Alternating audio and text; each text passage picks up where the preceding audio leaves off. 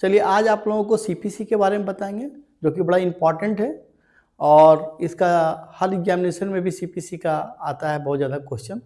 और अभी एआईबी का एग्जामिनेशन है, ऑल इंडिया बार एग्जामिनेशन, जो 30 तारीख को है। इसमें भी 10 क्वेश्चन जो है सीपीसी से रहेगा, तो बड़ा क्रूशियल रोल है इसका। चलिए स्टार्ट करते हैं। सीपीसी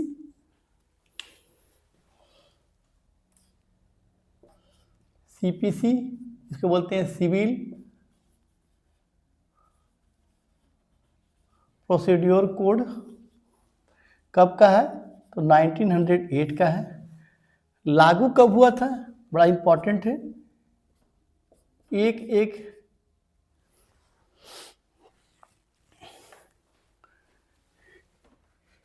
एक 1909 को जो है लागू किया गया था इसको, ठीक है। और सीपीसी में जो है आप देखिए कुछ अमेंडमेंट में आया 2002 में। 2002 में बहुत ज़्यादा अमेंडमेंट आया और ये जो है 1 जुलाई 2002 को लागू हुआ। पहले पुराना जो सीपीसी में हम लोग देखते थे तो वहाँ पे क्या होता था कि जैसे एपीआर हो गया, डिफेंडेंट आ नहीं रहा है, समय बीतते जा रहा है, बट यहाँ पे सारा टाइमिंग जो है 2002 में फिक्स कर दिया गया कि भाई आपको जो है 90 दिन के अंदर डब्ल्यूएस देना है, एडजॉर्नमेंट 3 ही बार होगा। तो सारा जो है प्रोसेस के बाद से स्टार्ट हो गया। और एक इम्पॉर्टेंट केस था सलेम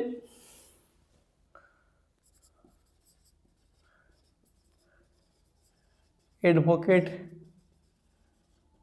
एसोसिएशन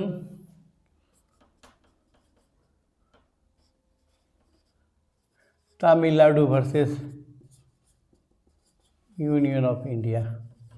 इससे रिलेटेड कि भाई ये जो काम कर रहा है, ये नया जो अमेंडमेंट आया सही है कि नहीं है, तो ये केसेस बड़ा इंपॉर्टेंट है। देखिएगा एग्जामिनेशन में भी बहुत ज़्यादा पूछता है, ठीक है। अब हम लोग डिफिनेशन चैप्टर को देखते हैं, क्योंकि अगर डिफिनेशन समझ में आ जाएगा तो आपको क्वेश्चन का आंसर खोजने में आसान होगा और इससे बहुत ज़्यादा आंसर जो है सॉल्व होगा। तो डिफिनेशन चैप्टर में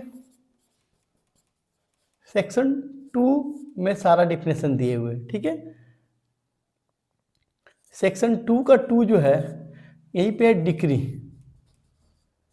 ठीक है। डिक्री क्या होता है? तो डिक्री जैसे हम लोग क्रिमिनल केसेस में क्या देखते हैं कि जजमेंट होता है, बट यह डिक्री होता है। डिक्री किस टाइप का होता है ये भी एग्जामिनेशन में पूछता है। तो होता है प्रीमरी डिक्री और फाइनल डिक्री होता है, ठीक है। तो 2 का 2 में डिक्री दिया हुआ है और 2 के 3 में डिक्री होल्डर है।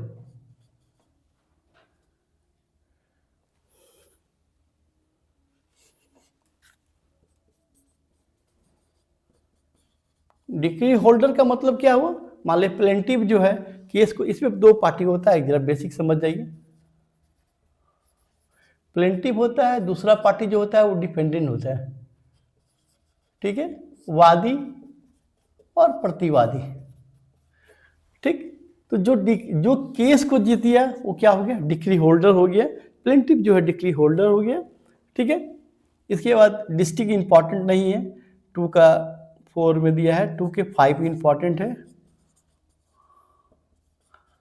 फॉरेन कोर्ट जो है विदेशी न्यायालय,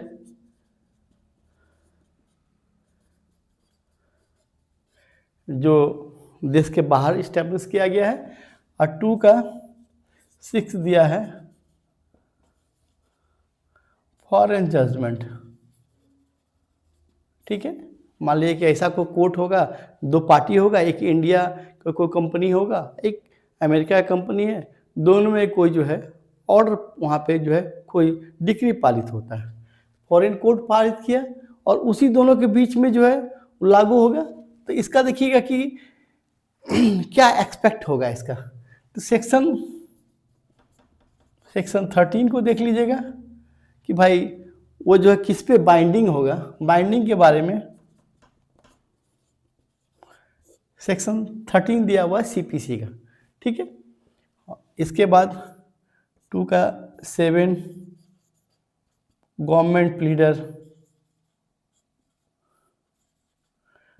2 का 8 जज होता है 2 का 8 में, 2 का 9 में जजमेंट हुआ, और 2 का 10 में हुआ जजमेंट डेटर। ठीक है, और इम्पॉर्टेंट है 2 के 11 है, इसको बोलते हैं लीगल रिप्रेजेंटेटिव,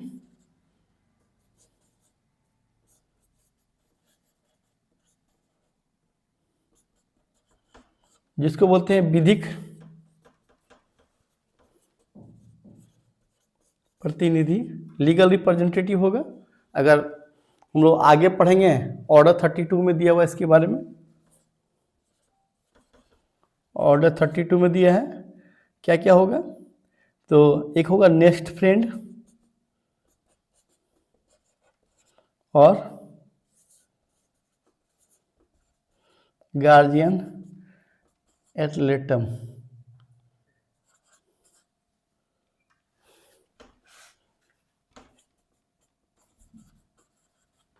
अगर मान लिया कि प्लेंटिव बन के होता क्या है, लीगल रिप्रेजेंटेटिव किसका होगा, तो जो माइनर व्यक्ति होगा वो जो है उसका लीगल रिप्रेजेंटेटिव कौन होगा, तो नेक्स्ट फ्रेंड। अगर कोई प्लेंटिव बन के उसके हक के लिए लड़ेगा तो क्या कहलाएगा, प्लेंटिव बन के लड़ेगा तो नेक्स्ट फ्रेंड कहलाएगा। डिफेंडेंट बन के अगर कोई बचाव कर रहा है तो क्या होगा, गार्जियन एट लेटम होगा। ठीक है, 11 तक हम लोग जाने। इसके बाद अब एक और इम्पॉर्टेंट है, 2 का 12 बड़ा इम्पॉर्टेंट है, मेसने प्रॉफिट। अगर देखिए कि इलीगली कोई किसी प्रॉपर्टी को कब्जा किए हुए, मान लीजिए डिफेंडेंट है, और डिफेंडेंट क्या होता है कि प्लेंटिव का जो है ये लैंड है और इसको ज़बरदस्ती जो है कब्जा किए हुए, उसका जो उससे मिल रहा है, मान लीजिए आम का बगीचा लगाया हुआ है, वो अपना जो है सारा उसको बेच करके अपने पास रखता है, तो मेसने प्रॉफिट कहलाता है। ठीक है, और 2 का 14 देख लीजिएगा, ऑर्डर है। दो चीज बड़ा इंपॉर्टेंट है सिविल केसेस में, डिक्री जो 2 के 2 में है और ऑर्डर। ठीक है, तो इसको देखिए ऑर्डर बहुत सब पास होता है, बट डिक्री लास्ट जो होगा उसके बाद होगा। ठीक है, तो हम लोग डिफिनेशन चैप्टर को देख लिए। अब इसके बाद जो है कुछ कुछ सीपीसी का जो इम्पोर्टेंट है उसको देख लेते हैं हम लोग, जो क्या इसमें ये होगा। ठीक है, जो ज़्यादा इम्पोर्टेंट क्वेश्चन सब आएगा जिस सेक्शन से उसके बारे में बताते हैं। तो सेक्शन 9 बड़ा इम्पोर्टेंट है। सेक्शन 9 जिसको बोलता है कि सूट ऑफ सिविल नेचर। ऐसा केस जो कि सिविल नेचर का होगा, कैसा होगा, जो प्रतिष्ठा संबंधित होगा, जो लैंड से संबंधित होगा, वो सिविल नेचर का होगा। उसमें क्या होगा, उसमें कॉग्निजेंस नहीं होगा। जैसे हम लोग देखते हैं क्रिमिनल केसेस में संज्ञान का बात होता है, बट यहाँ पे कॉग्निजेंस नहीं होगा। ठीक है, इसके बाद का सेक्शन देख लेते हैं हम लोग। सेक्शन 10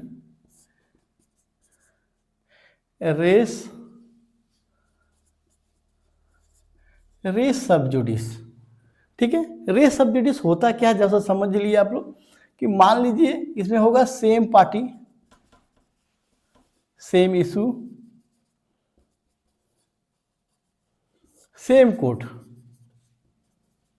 ठीक है, अगर पार्टी ए बी है, ए बी के बीच में कोई केस चल रहा है एक कोर्ट में, तो वही जो है दूसरे कोर्ट में नहीं चलेगा। ठीक है, दोनों चल रहा है, कंकरेंट चल रहा है, दोनों एक साथ चल रहा है। सेम इशू उसी लैंड के बारे में, जो लैंड है उसी लैंड के बारे में, और सेम कोर्ट, मतलब कि मान लीजिए सब जज का कोर्ट यहाँ पे, तो दूसरा भी सब जज का कोर्ट।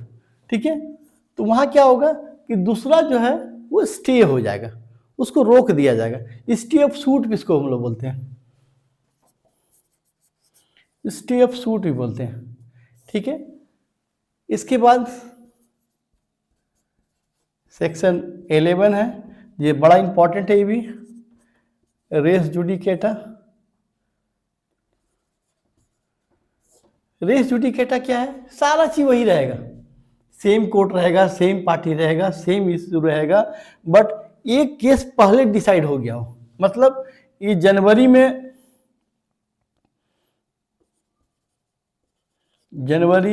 2002 में डिसाइड हो चुका था, वह फिर केस जो है 2025 में आया है, तो वहाँ पे रेस जुडिकेटा का नियम लागू होगा और कहा जाएगा कि भाई इसमें पहले ही डिसाइड हो गया है, जो इशू था पहले ही डिसाइड हो चुका है। ठीक है, अब आगे हम लोग देखते हैं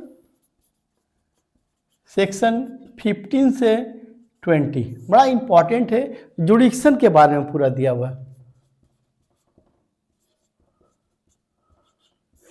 कि कहाँ केस लॉज होगा। ठीक है, 15 कहता है, सेक्शन 15 में है कि जो भी होगा वो मॉनिटरी देखा जाएगा कि भाई मान लीजिए कि देखिएगा सब्जेक्ट जो है वो 0 से लेकर अनलिमिटेड तक इसको देखता है। म्युनिसिपल कोर्ट है 1 लाख तक का देखेगा, तो जो भी लोअर कोर्ट होगा, जो सबसे निम्नतम न्यायालय होगा, वह सेक्शन 15 के तहत में उस वहाँ पे लागू होगा। ठीक है, सेक्शन 16 जहाँ पे क्या होगा, इमूवेबल प्रॉपर्टी होगा। ठीक है, सेक्शन 17 अगर मान लीजिए कि एक ऐसा जमीन है, एक ऐसा है, उसका अलग अलग जुडिक्शन बन रहा है, तो कहाँ होगा, तो कहीं भी हो सकता है। ठीक है, सेक्शन 18 यहाँ पर भी वही डिफरेंट जुडिक्शन का मामला है। हाँ, तो वैसी स्थिति में क्या होगा, तो वहाँ पर भी कहीं केस होगा। 19 इंपॉर्टेंट है, 90 और 20। सेक्शन 19 है मूवेबल प्रॉपर्टी के बारे में, क्योंकि पूरा सीपीसी में देखिएगा कि जहाँ भी है वो इमूवेबल प्रॉपर्टी के बारे में बोलता है, 19 मूवेबल प्रॉपर्टी के बारे में बताता है। ठीक है, सेक्शन 20 को देखते हैं हम लोग, बड़ा इंपॉर्टेंट है, एग्जामिनेशन में बराबर आता है। सेक्शन 20 कहता है कि जहाँ पे इमूवेबल प्रॉपर्टी होगा, काउज ऑफ एक्शन होगा, और जहाँ डिफेंडेंट रिजाइड करता है,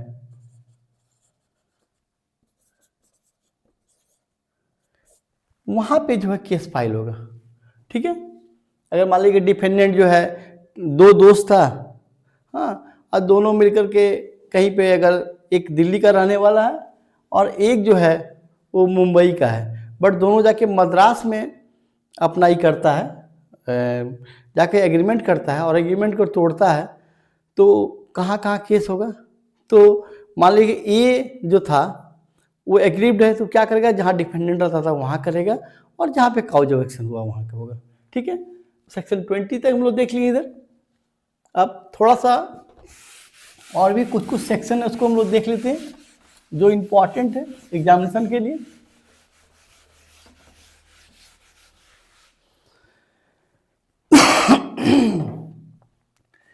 कमीशन को हम लोग देख लेते हैं। कमीशन ऑर्डर 26 में दिया हुआ है। कमीशन होता क्या है बेसिकली, कमीशन में क्या है कि मान लीजिए कि कोर्ट को कोई जमीन के बारे में जानना है या कुछ डॉक्यूमेंट वेरीफाई करना, तो उसके लिए कमिश्नर बनाता है कोर्ट, और जा करके उसको देखता है। इसका सेक्शन भी दिया हुआ है, सेक्शन 75 से लेकर के 78 के बीच में इसका दिया हुआ है कि कमीशन जो है कैसे बहाल होगा। अब इसके बाद एक और इम्पॉर्टेंट सेक्शन देख लीजिए हम लोग, सेक्शन 79 से लेकर के 82। अगर मान लीजिए कि गवर्नमेंट अगर केस फाइल करेगा, ठीक है, या गवर्नमेंट के अगेंस्ट केस फाइल होगा, केसेस इंस्टीट्यूटेड अगेंस्ट गवर्नमेंट। ठीक है, तो यहाँ पे क्या होगा कि 2 मंथ का 80 में दिया है, 80 सीपीसी बड़ा इंपॉर्टेंट है, बोलता है कि 2 मंथ का जो है नोटिस देना बड़ा जरूरी है। एग्जामिनेशन में आता है बराबर, मान लीजिए कि नोटिस देने से ही आपका प्रॉब्लम खत्म हो जाए, तो उस स्थिति में क्या होगा कि आगे केस नहीं बढ़ेगा। ठीक है, तो इसको देख लीजिएगा। अब थोड़ा सा हम लोग देखते हैं inter pleading suit, sex order 35, order 33 को पहले देख लेते हैं। ऑर्डर 33 इंडिजेंट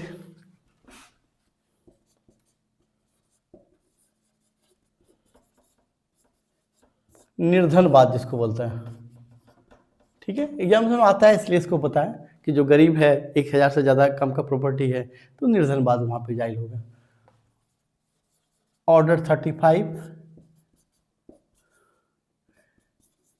इंटरप्लीडर सूट, ये भी इंपॉर्टेंट है, एग्जाम्स में आता है। ये जनरली क्या होता है कि प्लेंटिव और डिफेंडेंट में केस होता है, प्लेंटिव और डिफेंडेंट के बीच में केस होता है, बट इंटरप्लीडर सूट डिफेंडेंट के बीच में होता है और डिफेंडेंट के बीच में होता है। अभी इसको ज़्यादा अभी बताने में ही बहुत लगेगा समय, इसलिए इसको अभी नहीं, अगले हम लोग जो है अभी तो एग्जामिनेशन AIB का है, उसी को हम लोग बेस रख करके हम कर रहे हैं। ठीक है, इसके बाद ऑर्डर 38 जहाँ पे बोलता है कि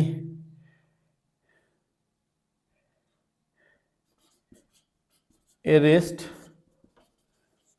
बिफोर जजमेंट, सिविल केसेस में भी अरेस्टिंग होता है। अगर मान लीजिए डिफेंडेंट जो है क्या कर रहा है, अपना प्रॉपर्टी को बेच के भाग रहा है, तो वहाँ पे अरेस्टिंग होगा। ऑर्डर 35 रूल 4 में दिया हुआ है। और अटैच भी होता है property, attachment of property, property को अटैच कर लिया जाएगा कब, ऑर्डर 35 और ऑर्डर 38 रूल 5 में दिया हुआ है। ठीक है, इसके बाद एक और देख लीजिएगा, ऑर्डर 39 जिसको बोलता है इंजंक्शन,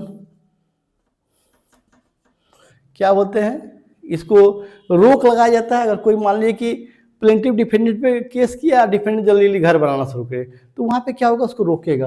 ऑर्डर 39 रूल 1-2। ठीक है, ऑर्डर 40 रिसीवर, मान लीजिए कोई प्रॉपर्टी जो है, ऐसा प्रॉपर्टी है जो जहाँ पर भी डिस्प्यूटेड है AB के बीच में, तो वहाँ एक रिसीवर नियुक्त होगा। वो क्या करेगा कि उस, अगर मान लीजिए आम का बगीचा है तो उसको बेचेगा, बेच के कोर्ट में जमा करेगा और जो जीतेगा उसको मिलेगा। ठीक है, कभी एक बड़ा इंपॉर्टेंट है, हर एग्जामिनेशन में पूछता है कि कब जो है DM रिसीवर होगा, DM जो है वो रिसीवर होगा। ऑर्डर 40 रूल 5 में दिया है इसके बारे में। ठीक है, इस रिव्यू रिवीजन जो है लास्ट कुछ है, रेफरेंस सेक्शन 113 में दिए हुए, रेफरेंस होगा सेक्शन 114 रिव्यू और सेक्शन 115 रिवीजन है। रेफरेंस क्या होगा, हाई कोर्ट से लिया जाता है। कौन लेता है, तो लोअर कोर्ट लेता है। जो निम्न का नीचे का जो कोर्ट है वहाँ पे लगेगा कि सर इस पर जो है कोई रूलिंग नहीं है, हमको बताइए, मार्गदर्शन दीजिए, हम कैसे काम करेंगे। रेफरेंस वहाँ पे ले जाते हैं। रिव्यू वही कोर्ट करेगा, सेम कोर्ट। मान लीजिए कि कोई जजमेंट है, उसमें इधर हो गया डेट का, नाम का, तो रिव्यू कर सकता है, ये नहीं कि पूरा जजमेंट को ही चेंज कर देगा। और रिवीजन क्या है कि ये भी हाई कोर्ट करता है। क्या है कि मान लीजिए कि लोअर कोर्ट कुछ अगर लीगली कुछ गड़बड़ होता है तो वहाँ पे रिवीजन में होता है। ठीक है, अब अपील का एक चैप्टर देख लिया था, लास्ट है अपील, 96 में होगा अपील। ठीक है, सेकेंड अपील, ये जो है 100 में दिए हुए, और अपील टू सुप्रीम कोर्ट।